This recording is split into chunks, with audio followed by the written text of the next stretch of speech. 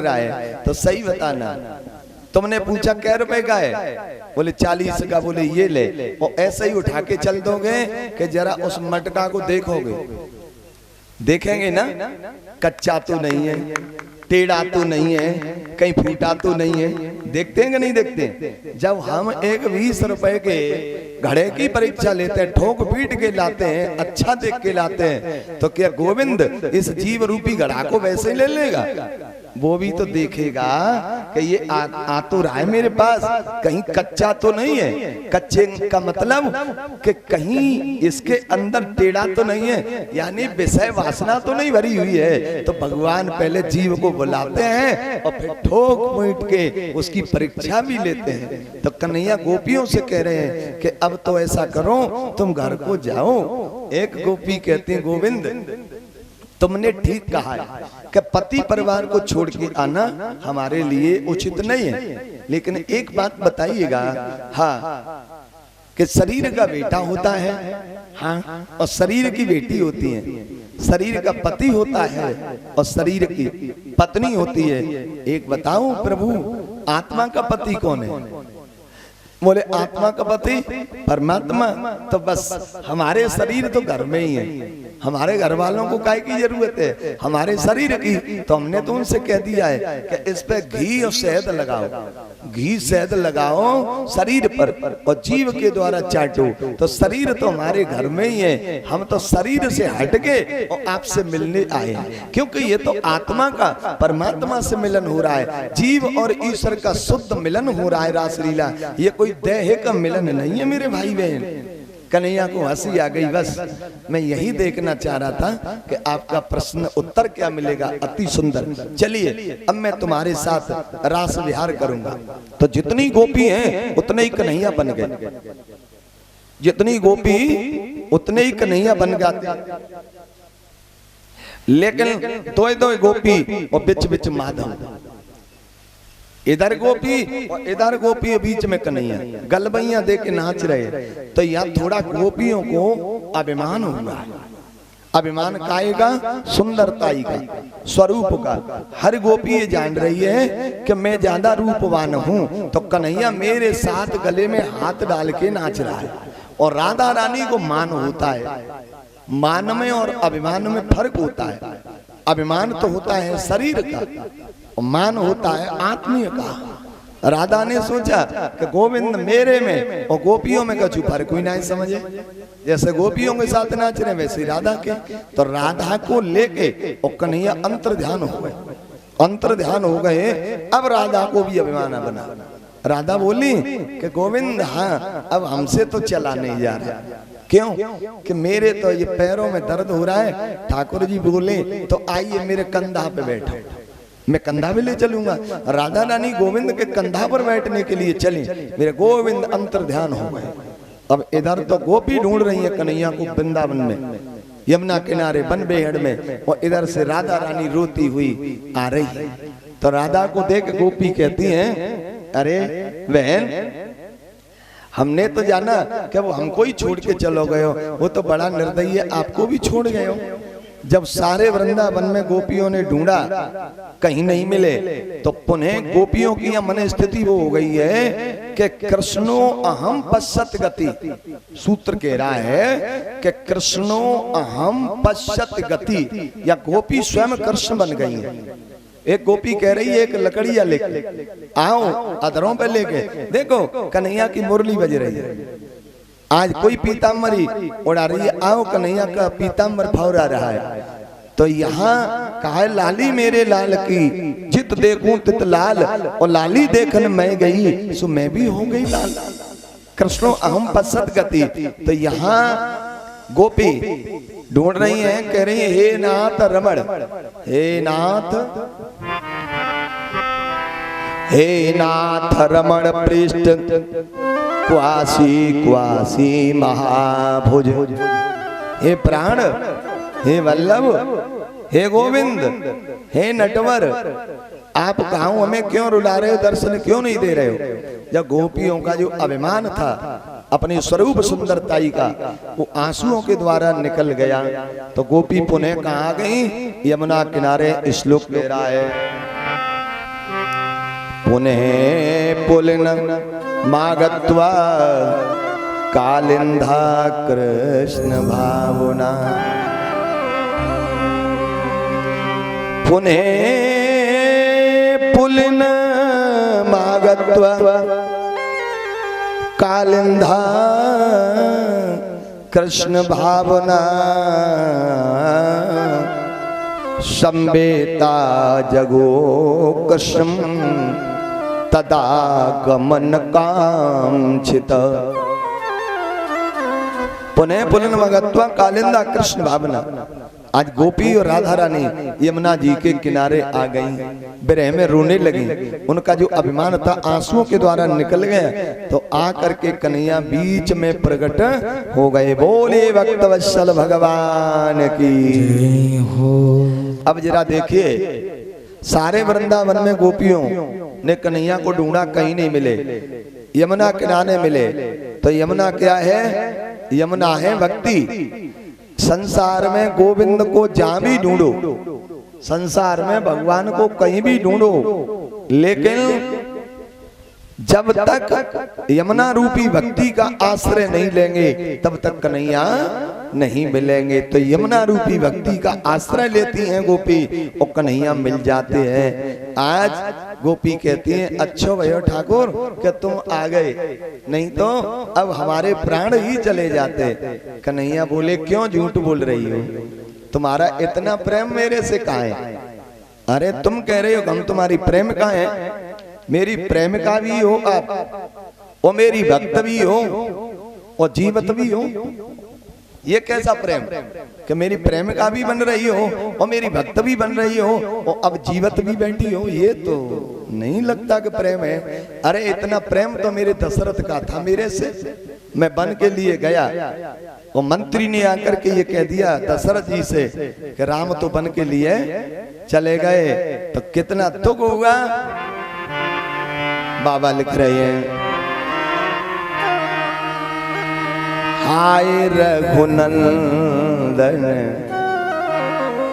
प्राण प्रीते, तुम बिन जियत बहुत दिन बीते। तुम बिन जियत बहुत दिन बीते। राम राम कह राम कह, राम राम कह राम। तन पे घर रघुबर बीर राव गए सुरधाम, राव गए सुरधाम। प्राण पर गिरू उड़ गए। और तुम्हारा कैसा प्रेम है तो तुम जीवित बैठी हो? प्रेमी तो वो होता है कि प्रेमी के वियोग विरह में प्रेमी के प्राण चले जाए। ऐ गोपी कहती है, भगवान एक बात बताइए कि दशरथ जी का तो तुमसे प्रेम था तो उनके तो प्राण चले गए, क्या सीता जी का तुमसे प्रेम नहीं था? लंका में 14 महीना 11 दिन वो जीवित बैठी रही, उनके प्राण नहीं निकले। वो हनुमान जी आए तो तुमने यही पूछा, कहो हनुमान सीता जीवित है या प्राणांत हो गया? तो हनुमान जी ने क्या कहा, नहीं माता जानकी के प्राण तो सुरक्षित है। निकले नहीं? बोले निकले नहीं। क्यों नहीं निकले? बोले यूं नहीं निकले। हनुमान जी कहते हैं, नाम उपहार दिवस निस, नाम उपहार दिवस निस, ध्यान तुम्हार कपाट, लोचन निज पद जंत्रत प्राण जाए के बाट। मेरे भाई बहन, हनुमान जी कहते हैं नाम उपहार दिवस निस। हे भगवान, माता जी के प्राण तो निकलने के लिए तैयार हैं, लेकिन आपका जो नाम रूपी पहरेदार है, नाम रूपी पहरेदार माता जी के प्राणों को निकलने नहीं देता। और जब नाम रूपी पहरेदार को प्राण धक्का देते हैं कि हटो यहाँ से, निकलने दो, तो ध्यान तुम्हारा कपाट, आपका ध्यान रूपी ताला लग जाता है गोविंद। बस यही दशा हमारी हो रही है। जब तक ये बैरी, जब तक ये आपकी कथा हृदय में चल रही है, तब तक ये बैरी प्राण निकल के जाने वाले नहीं है। लोग कहते हैं कि वो अमर कथा कौन सी थी जो भोलेनाथ ने माँ पार्वती जी को श्रवण कराई थी। मेरे प्यारे वो कोई अलग से कथा नहीं थी। आज गोपी कह रही है, जरा ध्यान दीजिए, तम कथा मृतम तप्त जीवनम। श्लोक कह रहा है कि तब कथा तप्त मृत जीवनम कबीतम कल्पसावयम सर्वम मंगलम श्रीमदातम भुविग्रांते भूरदाम जना। हे गोविंद, आपकी ये कथा है, ये जीव को अमर तत्व प्रदान करने वाली है। जब तक ये कथा हृदय में घूम रही है तब तक ये प्राण बैरी नहीं निकलते हैं। एक गोपी कहती है कि महाराज एक बात बताओ ठाकुर, हाँ, कि प्रेमी कै प्रकार के होते हैं? बोले मतलब कि एक तो प्रेमी वो होता है कि हमने सामने वाले से प्रेम किया तो सामने वाले ने भी प्रेम के बदले प्रेम किया। एक तो वो प्रेमी होता है, और एक वो होता है कि हमने सामने वाले से प्रेम किया और सामने वाले ने हमको दुख दिया। तो एक बात बताओ कि प्रेम के बदले प्रेम करने वाले हो तुम, कि प्रेम के बदले दुख देने वाले हो? कन्हैया कहते हो तो तुमको पता ही नहीं है गोपियों। प्रेमी तो 4 प्रकार के होते हैं। बोले कौन सा? कि पहला होता है आत्माराम प्रेम। आत्माराम प्रेम कौन सा है? बोले साधु बसे सराय में, साधु बसे सराय में, दो दीन की खैर, और ना का होते दोस्ती ना का होते। जैसे संत भगवान गांव में रहे, आश्रम पे रहे, उनसे कोई बैर करे तो लेना देना नहीं, और प्रेम करे तो लेना देना नहीं। क्योंकि वो अपने में मस्त रहते हैं, वो किसी बैर प्रेम के चक्कर में नहीं पड़ते। इसे कहते हैं आत्माराम प्रेम। और एक होता है आप्त काम। वो कौन सा? जैसे कि एक 6 महीने का बच्चा होता है, उसकी माँ सावन से नहलाती है, खुशबू का तेल लगाती है, क्रीम पाउडर लगाती है, श्रृंगार करती है, बढ़िया नए वस्त्र पहनाती है। लेकिन सही बताना, वो 6 महीने का या 10 महीने का बच्चा है, चाहे उसे फटा पुराना वस्त्र पहना दो, चाहे नया कुर्ता पहना दो, उसे कोई ज्ञान है? कोई सुख मिल रहा है उसे? नहीं मिल रहा है। लेकिन माँ का तो धर्म भी है और बच्चे के लिए प्रेम भी है। एक ये प्रेम होता है, और एक प्रेम होता है जिस प्रेम में कहीं स्वार्थ होता है, कामना होती है, वो ज्यादा टिकाऊ नहीं होता। और एक प्रेम होता है गुरुद्रोही। बोले गुरुद्रोही कौन सा होता है? गुरुद्रोही प्रेम ये होता है कि हमने सामने वाले से प्रेम किया और सामने वाले ने हमको दुख दिया। ये गुरुद्रोही होता है। तो गोपी कहती है इशारा करके, तो आप यही रहे 4थे नंबर के। क्यों? कि हमने प्रेम किया तो घर छोड़ के यहाँ आए, और तुम हमें छोड़ के वन में छिप गए। कन्हैया कहते हैं गोपियों, ना ही तो मैं कहीं जाता हूँ और न कहीं से कभी आता हूँ, कभी छुप जाता हूँ तो कभी प्रकट हो जाता हूँ। बोले ऐसा नाटक क्यों करते हो? कि जीव की धड़कन देखने के लिए, कि ये संसार को दिखाने के लिए माला घुमा रहा है कि इसका ध्यान मेरी तरफ वास्तविक है, ये जानने के लिए मैं कभी छुप जाता हूँ, उसकी व्याकुलता देखने के लिए। आज चलिए गोपियों, मैं देवताओं के समान लंबी उम्र वाला हो जाऊं, फिर भी इतना ऋण है आप लोगों का कि मैं उससे उऋण नहीं हो सकता। आज मेरे भाई बहन जैसे ही देखा, चलिए मैं तुम्हारे साथ रास विहार करूंगा, तब तक एक आदमी वहां आ जाता है। भगवान बोले कहिए कैसे आ गए? बोले मेरा स्वभाव है क्या कि जहाँ स्त्री पुरुष होते हैं वहां हम पहुंच जाते हैं। अच्छा क्या नाम है तुम्हारा? बोले मेरा नाम कामदेव है। कामदेव? हाँ। तो कि वो दिन भूल गए क्या? बोले कौन सा? बोले सुनिए। हारे जब से बीती सर नैना उभारा,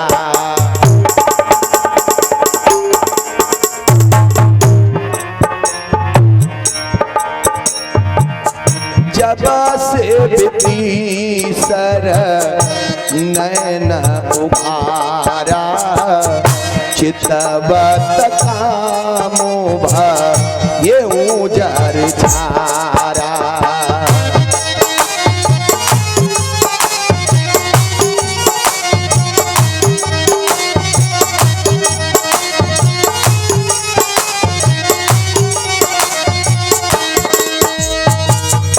जब से तीसर नैन उघारा और चितवत काम भय उजर बेचारा भगवान कहते हैं कि मैंने तो ये शिव रूप में जला करके भस्म कर दिया। तो कि महाराज उस समय तो समाधि में थे आप, और समाधि को तोड़ना, किसी को समाधि में विघन डालना घोर अपराध होता है। हमको ज्ञान नहीं था इसलिए हम जल गए। तो कि हम त्रेता में राम बन के गए, तब भी तो तेरी एक नहीं चली। बोले उस समय तुमने एक नारी का व्रत लिया, वो ब्रह्मचारी होते, मैं वहां नहीं जाता। तो अब तेरा क्या विचार है? बोले दो दो हाथ मेरे तुम्हारे हो जाएं तो ठीक है। भगवान बोले ठीक है लड़ोगे? बोले हाँ। तो कि कौन सा युद्ध लड़ोगे, किले वाला या मैदानी? कामदेव ने कहा महाराज ये युद्ध तो बहुत लड़े हम, पर किले का युद्ध कौन सा है और मैदानी कौन सा है जरा बताएं। तो कि सुनिए, किले का युद्ध तो ये है कि जवानी में विवाह करके पत्नी को घर में लाए, काम को मारना। जैसे कर्दम ऋषि का विवाह देवहूति के साथ हुआ, 40 वर्ष पत्नी घर में रही, और 40 वर्ष बाद एक दिन कर्दम ऋषि ने प्रश्न किया कि आपका परिचय क्या है, आप कौन हो, कहाँ रहती हो? ये किले का युद्ध था। और मैदानी, मैदानी कौन सा है? बोले मैदानी कि ये लाखों गोपी हैं, ये लाखों गोपी, अब इनके गले में हाथ डाल करके मैं नृत्य करूंगा और मेरा तुम्हारा युद्ध होगा। तो ये है मैदानी। सो कामदेव को हंसी आ गई। हंसी आ गई क्यों? भगवान ने कहा क्यों हंस रहे हो? कि इसलिए हंस रहे हैं कि हम तो ये जान रहे थे कि लोग शरीर से ही कमजोर हुए हैं, पर आज तक पता चली है कि बुद्धि के भी कमजोर हो गए। क्यों? बोले त्रिभुवन सुंदर आप और त्रिभुवन सुंदर गोपी और कामदेव से लड़ाई 1 मिनट में परास्त कर दूंगा। अच्छा तो कि आ जाओ, पर एक बात बताओ, फिर तुम ये कहोगे कि हमने सही ढंग से तैयारी नहीं कर पाई इसलिए हम पिट गए। अब तुम ही बता दो कौन से दिन कौन सी तिथि